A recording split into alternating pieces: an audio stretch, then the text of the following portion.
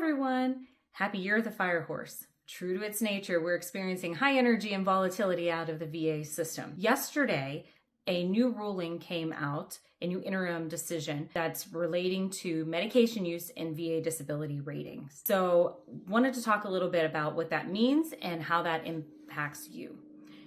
And this rule reverses a recent court decision in 2025, Ingram versus Collins, where it changes the way an examiner looks at your condition during that C&P exam. So what did Ingram versus Collins say that caused such a rush for the VA to push forward this interim decision? Well, there were three things.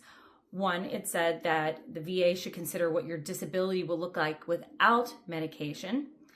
They should estimate your baseline severity without medication, and they should potentially rate you based on that untreated level. It expanded upon two other cases. So the first one was Jones versus Shinseki in 2012, where it said the VA cannot deny a higher rating based on medication improvement if the diagnostic code does not specifically talk about medication use within the diagnostic code. The other one that it relates to is McCarroll versus McDonald in 2016.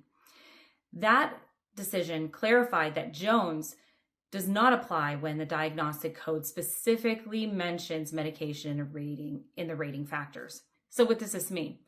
That expansion on those two cases essentially indicates that they are requiring the VA to hypothesize about what your condition looks like without medication. This set the VA in quick motion to amend 38 CFR relating to functional impairment. They specifically state, and I'm going to quote this directly from the language the VA used, the medical examiner will not estimate or discount improvements to the disability due to the effects of medication or treatment. If medication lowers the level of disability, the rating will be based on that lowered disability level. So the VA will rate you on how you function with your current treatment, not based on hypothetical untreated version of you. And it took immediate effect yesterday. I'd like to break this down medically. We are not evaluators, raters, accredited agents. We don't help with the processing of claims. So I'm not going to pretend to be an expert at what does that mean if your claim is currently filed, if you have you filed an intent to file or whatever. What I'm looking at is the medical side of this. So I wanted to be clear with that up front. So from a medical perspective and clinically, what this Ingram case did was require medical examiners to guess at the symptoms that you may have, the severity of the symptoms you may have, if you weren't taking your medication, without actually really seeing what your specific condition does without medication. It leads to speculation on untreated disease progression, and it requires them to create a baseline severity if one didn't exist, based on that hypothetical untreated state. So it introduces a few things medically: speculation, inconsistent opinions, no objective data for many cases, and potentially artificial inflation of ratings disconnected from actual functioning that they're able to observe and objectively measure.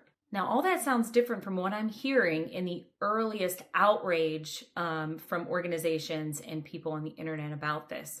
I see the angle coming out most commonly where people are talking about this is going to lower VA disability ratings for veterans because they're going to rate you only based on the improvement, even if that improvement is temporary, because medication doesn't always last. You may have breakthrough pain. There may be other reasons that you have improvement on that day that they're taking a look at you and rating you, and it's not really as an accurate reflection either. Now, I could see both sides of this.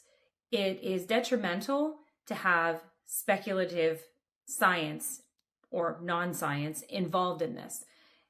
Everyone is very different. There's already a variability within the VA disability system, within the VA rating system, variability among raters, variability among centers, parts of the country. There is so much variability already. Adding more variability and speculation is not necessarily a good option. But underrating veterans because they're taking medication is also a potential negative. I don't see a really clear, easy win path for anyone in this situation.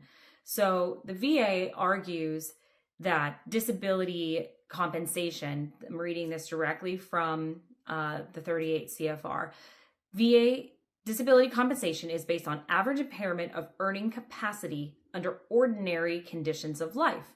And the VA is arguing that ordinary conditions of life include taking medications and using, for instance, your CPAP machine, wearing braces, following treatment plans. They consider that as medically ordinary.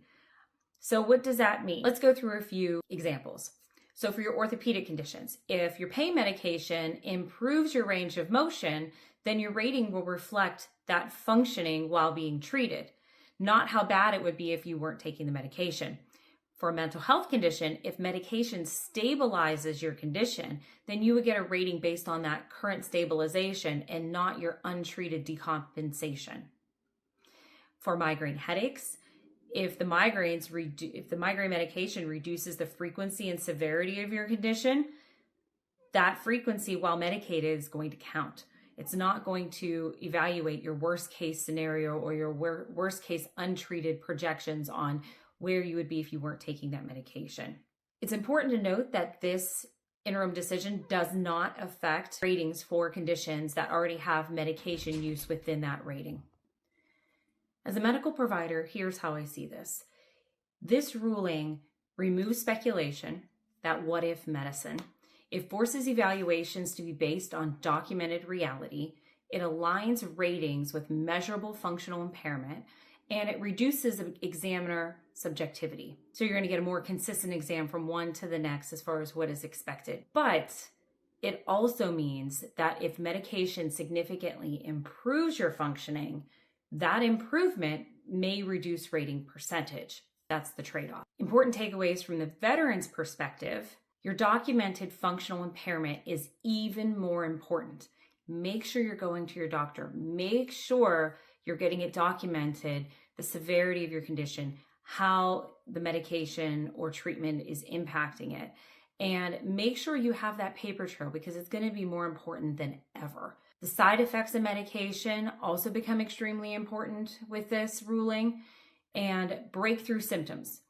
Despite treatment, you're going to have breakthrough symptoms in most cases. Having those documented is going to give you that leverage you're needing to maximize your rating despite being on treatment. It's going to give the examiner a fuller picture of your condition.